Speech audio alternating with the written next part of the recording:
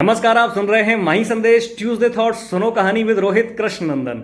आइए इस कहानी को आरंभ करते हैं। एक युवक बड़ा परेशान था और वो अपनी परेशानी का हल ढूंढने के लिए साधु बाबा के पास गया। साधु बाबा के पास जाकर बोलता है, बाबा मैं बड़ा परेशान हूँ क्योंकि मैं इस जिंदगी में कुछ कर नहीं पा रहा हूँ, आगे नहीं बढ़ पा रहा हूँ, पैसा नहीं कमा पा रहा हूँ, अपने परिवार को सुख सुविधाएं नहीं दे पा रहा हूँ।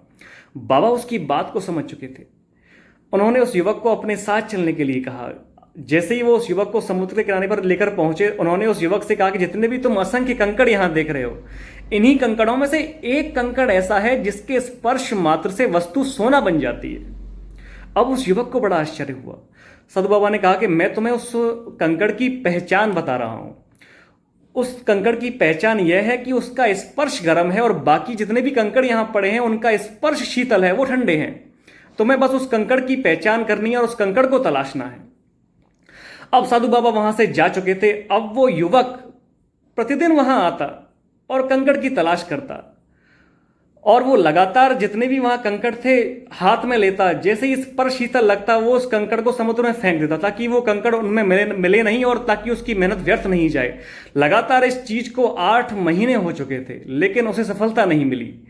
जैसे ही 8वां महीना व्यतीत हुआ, अगले दिन वह युवक समुद्र किनारे पर आया तो उसके हाथ में एक कंकड़ आया, लेकिन उसकी आदत हो चुकी थी। जैसे ही उसके हाथ में आया और उसने उस कंकड़ को समुद्र के अंदर फेंक दिया।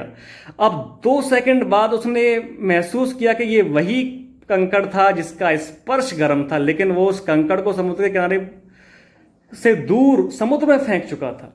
उसे बड़ा पछतावा हुआ क्योंकि उसने हर क्षण को हल्के में लिया। दोस्तों, इसी कहानी से भी हमें यही शिक्षा मिलती है कि अपनी जिंदगी में आने वाले किसी भी क्षण को हमें हल्के में नहीं लेना चाहिए, क्योंकि यदि हमने उस क्षण को हल्के में लिया तो हम अपनी मंजिल तक नहीं पहुंच पाएंगे। और हमें अपनी मंजिल तक अगर पहुंचना है तो जिंदगी के किसी भी पल को हमें हल्के में नहीं लेना चाहिए। फिर मिलेंगे अगले मंगलवार एक नई कहानी के साथ। सुनते रहिए माही संदेश ट्यूसडे थॉट्स। सुनो कहानी विद रोहित कृष्णनंदन।